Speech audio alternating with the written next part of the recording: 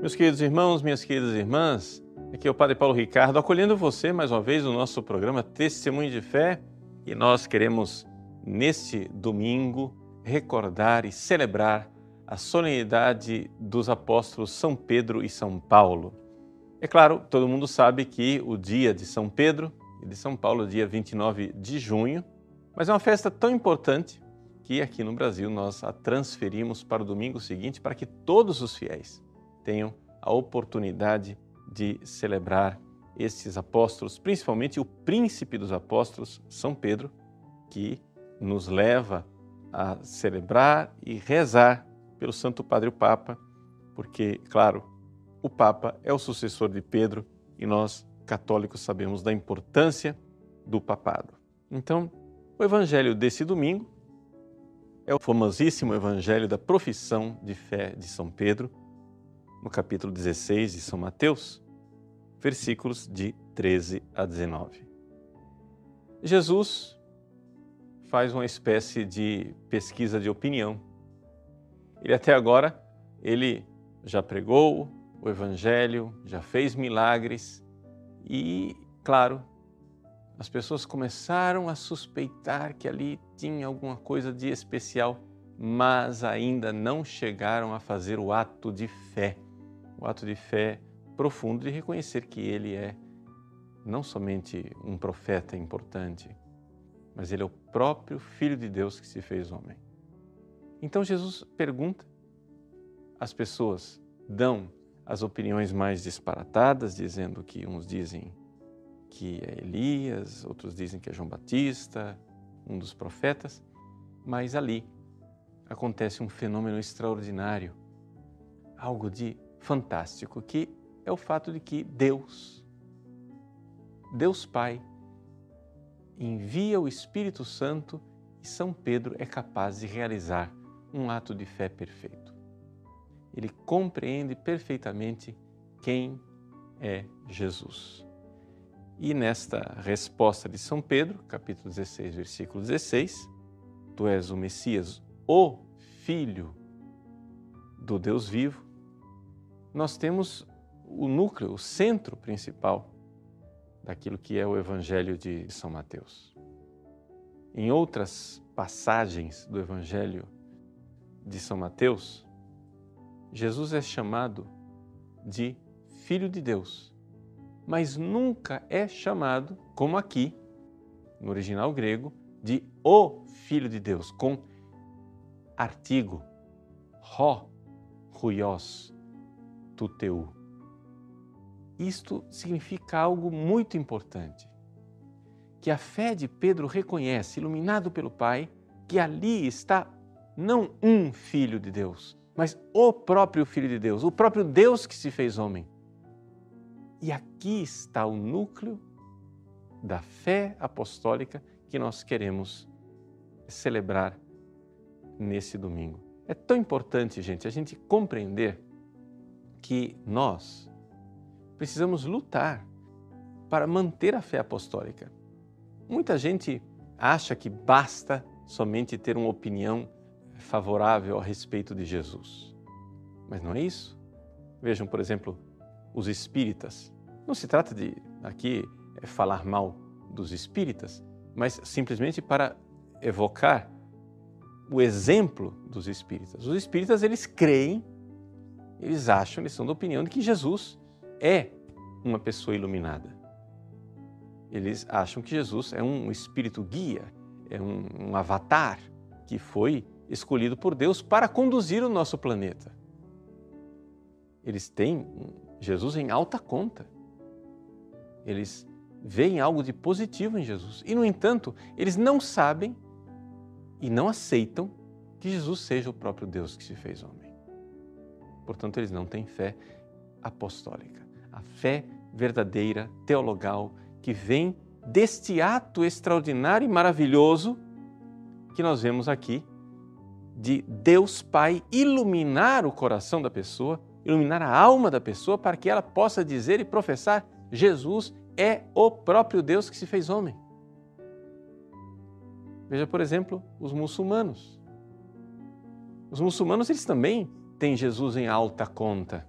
Jesus é um dos profetas para eles. O Alcorão cita Jesus e cita elogiosamente, eles até aceitam que Jesus nasceu milagrosamente da Virgem Maria. No entanto, quando alguém diz que Jesus é o próprio Filho de Deus que se fez homem, a segunda pessoa da Santíssima Trindade, eles gritam imediatamente que nós estamos blasfemando. Por quê? Porque eles não têm fé. Eles não têm esta fé. Esta fé que surge no coração de São Pedro e que aqui Jesus diz com toda clareza no versículo 17. Feliz és tu, Simão, filho de Jonas, porque não foi um ser humano que te revelou isso, mas o meu Pai que está no céu. Esta revelação, esta intervenção divina, deixa eu usar a linguagem técnica, esta graça atual que recebeu São Pedro nessa profissão de fé, todos nós podemos receber.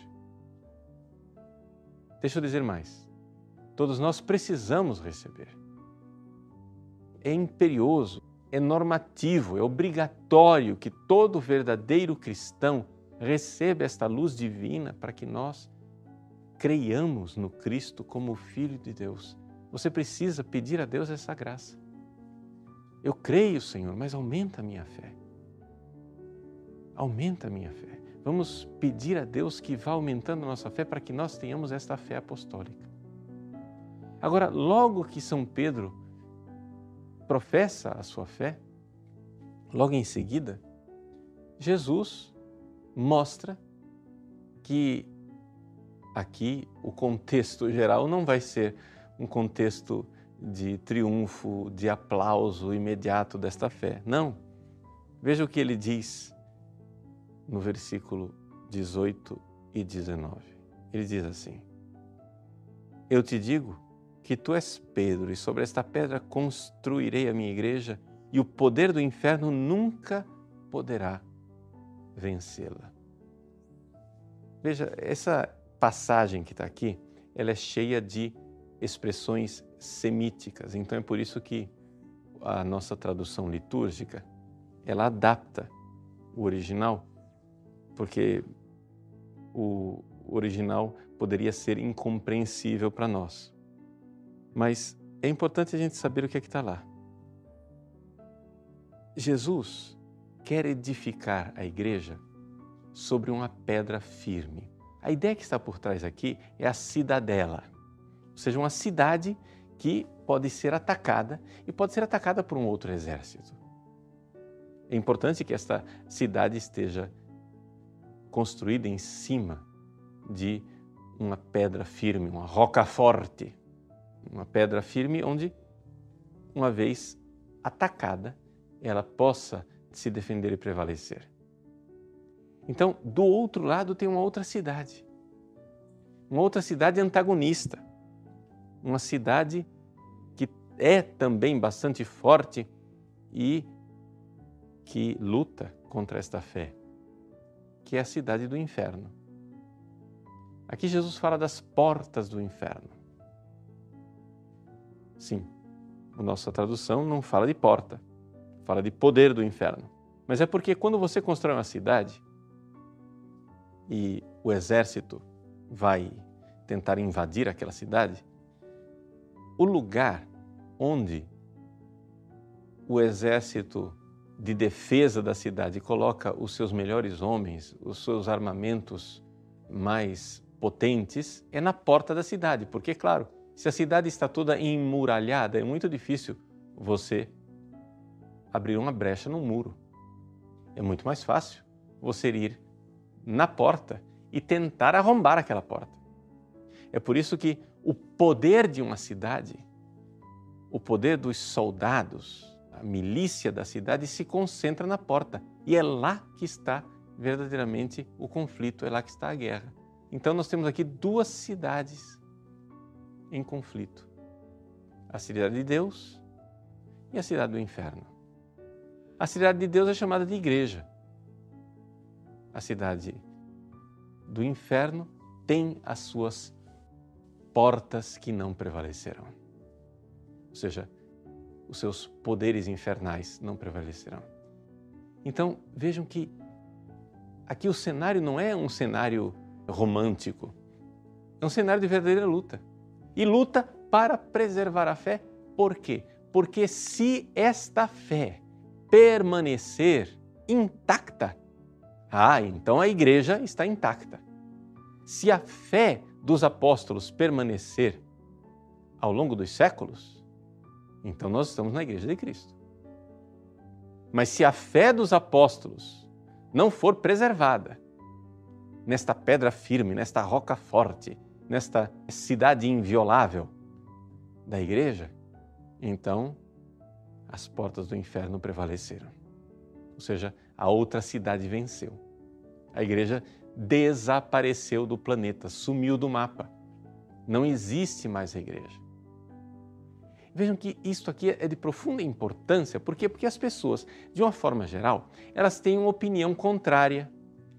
Se você for perguntar a opinião do católico médio, mal formado, que não recebeu uma catequese adequada, você disser assim, olha, se uma pessoa, um católico, tiver uma fé meio herética, entendeu? Ele não é bem católico, ele é meio espírita, ele acha que Jesus é um avatar, um iluminado, não é bem Deus não, é só um grande líder religioso, um fundador das grandes religiões mundiais, as religiões monoteístas. Se você achar que Jesus é isso, mas você tiver uma vida caridosa, você amar o próximo, você cuidar das pessoas, dos pobres, dos desvalidos, você acha que esta pessoa que tem uma fé torta, mas tem um amor para com os pobres, para com os desvalidos, você acha que essa pessoa que vive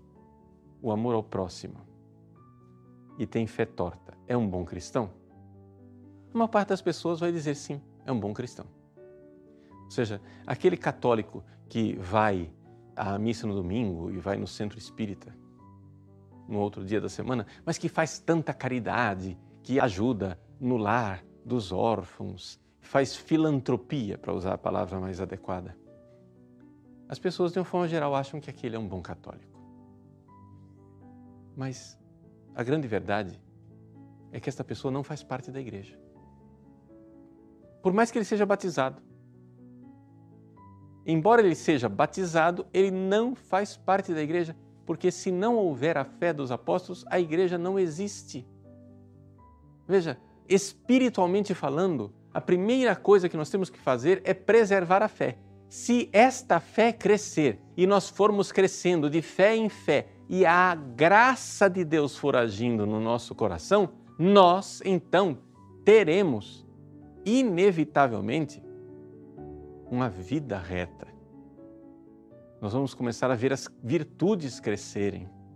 Se existe alguma coisa, se eu tenho fé reta, mas minha vida não está mudando, é porque eu não estou buscando, eu não estou tendo vida de oração, não estou procurando as graças atuais de Deus, etc, etc. Ou seja, esta fé é uma fé informe, é uma fé que não é viva, mas eu sou membro da igreja. É uma situação meio anormal. É como eu sou membro de um corpo. O meu cabelo é membro do corpo, mas é um membro quase morto, porque eu não tenho grande sensibilidade.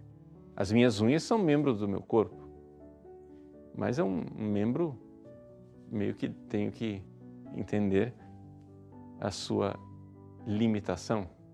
Então, os membros da igreja, aquelas pessoas que têm a fé reta, mas que vivem em pecado mortal, porque são egoístas, porque fizeram do pecado um projeto de vida, etc., esses membros são membros mortos da igreja, mas são membros da igreja. Por quê? Porque a igreja está onde está a fé. Esses membros mortos da igreja são chamados a ressuscitar, a recobrar a vida, a mudar de vida, largar o pecado, começar a amar. ser verdadeiramente filhos de Deus. E aí nós temos a igreja resplandecente nos santos. O exemplo mais luminoso dos membros saudáveis, né, da igreja são os santos. O mais luminoso de todos os membros da igreja é a própria Virgem Maria. Então, vejam, que beleza! Isto é sim o projeto da igreja. Mas, quando a pessoa não tem fé, ela não é membro da igreja de forma alguma. Vejam, por exemplo, lá, enquanto Jesus estava nesse mundo, ele escolheu 12 apóstolos, convidou esses 12 apóstolos para seguirem a ele. Os 12 apóstolos, todos tinham fé inicialmente. Mas se você for olhar, por exemplo, no Evangelho de São João, capítulo 6, quando Jesus começa a falar da Eucaristia, existe um apóstolo que 1 ano antes de Jesus morrer na cruz, perdeu a fé. Foi Judas.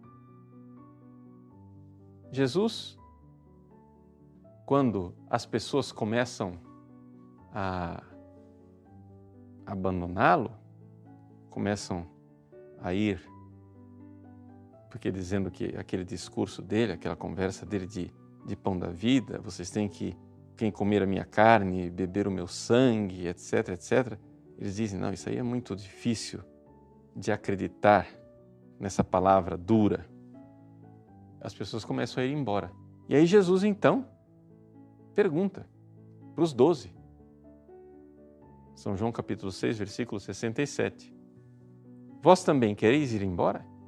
E Simão Pedro, esse mesmo Simão que respondeu aqui no Evangelho, o primeiro Papa, o príncipe dos apóstolos, ele diz, a quem iremos, Senhor?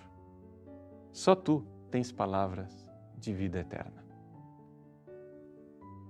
Todo mundo fica comovido, e muito justamente comovido com essa palavra de São Pedro, mas as pessoas param por aí e não leem o resto do capítulo. Mas no resto do capítulo, Jesus diz uma coisa importante. Ele diz assim, veja, Simão diz, nós cremos firmemente e reconhecemos que Tu és o Santo de Deus. Vejam a profissão de fé de Pedro.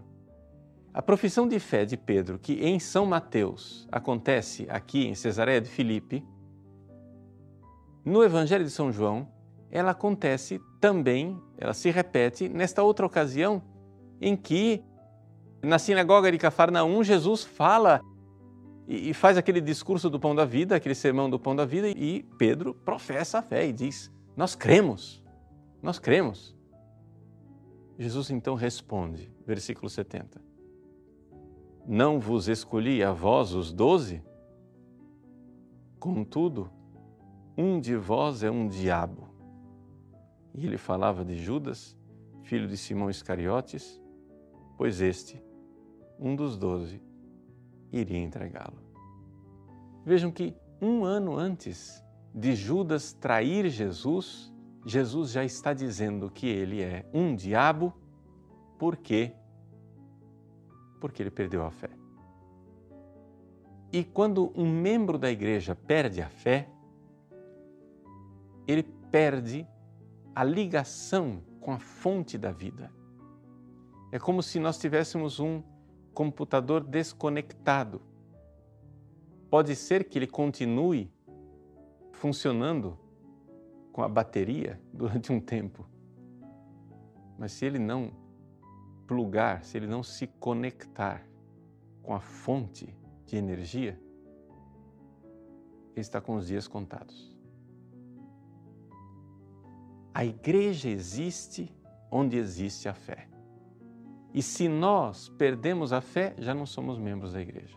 Se você comete um pecado mortal e perde a caridade, sua situação é lastimável, mas você ainda é membro da igreja.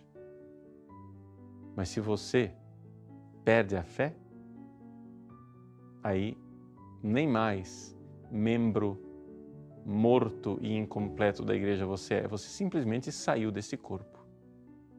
Então, celebrar a festa do príncipe dos apóstolos, São Pedro, e de São Paulo, esses dois apóstolos, essas duas colunas da igreja, que derramaram seu sangue para preservar a fé e para transmitir a fé, é celebrar a fé que nós precisamos manter e pela qual nós precisamos lutar.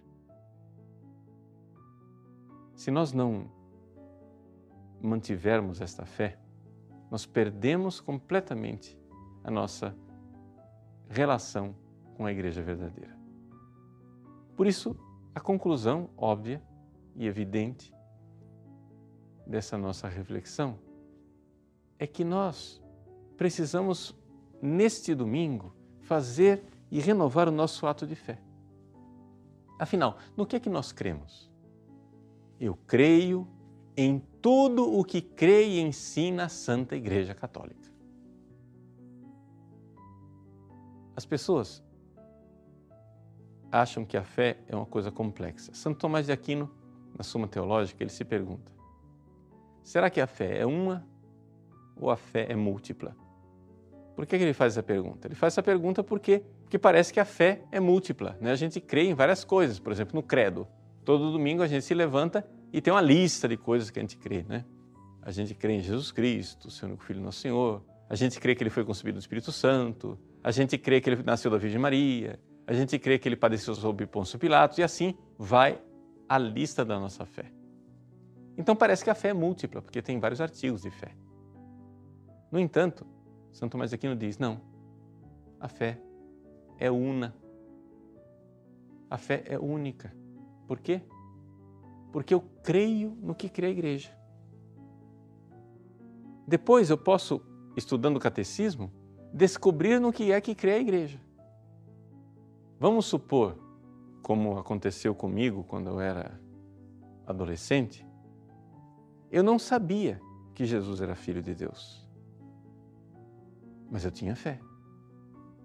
Isso que São Pedro está professando aqui no Evangelho, dizendo que Jesus, nós cremos, tu és o Filho de Deus, isso, quando eu era adolescente, eu não sabia, mas eu tinha fé.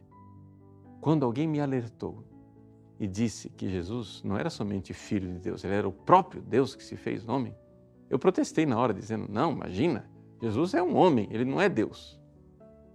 Mas aí eu fui para casa, abri o catecismo, e quando eu abri o catecismo e vi que a igreja ensina, que a igreja crê e ensina que Jesus é o próprio Deus que se fez homem, eu mudei de opinião na hora. Por quê? Porque eu tinha fé. Porque a fé é una.